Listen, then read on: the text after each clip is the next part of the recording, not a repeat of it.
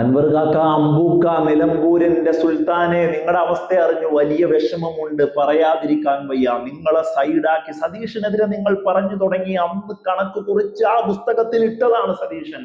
നിങ്ങളെ ഒറ്റപ്പെടുത്തി തനിച്ചാക്കി ബെടക്കാക്കി കളയണം ഈ നാട്ടിലെന്ന്. ബേപ്പൂരിലേക്ക് നിങ്ങളങ്ങ് പോയപ്പോ നിങ്ങൾ എന്താ കരുതിയെ? കോൺഗ്രസ്സുകാർ മുഴുവനും നിങ്ങളുടെ കൂടെയുണ്ട്. നിങ്ങൾ വലിയ രീതിയിൽ ഒരു പ്രവർത്തനവും ഒക്കെയായി, പുകമറയും പബ്ലിസിറ്റി സ്റ്റണ്ടും PR വർക്കുകളും ഒക്കെയായി കളം നിറഞ്ഞപ്പോ നിങ്ങൾ അറിയാതെ തെറ്റിദ്ധരിച്ചോ? കോൺഗ്രസിലെ ഒരു വിലക്കും ഒരു ചുണ്ടിനും ചുണ്ണാമ്പിനും കൊള്ളില്ലാത്ത ആളുകളെ, ചുക്കിനും ചുണ്ണാമ്പിനും പോലും കൊള്ളില്ലാത്ത ഒരാളുണ്ടെങ്കിൽ പോലും ജോയി മാത്യുയോട് ചോദിച്ചാൽ ജോയി മാത്യു വലത് നിരീക്ഷകൻ, വലത് സഹയാത്രികൻ എന്തു പറയുമെന്നറിയോ?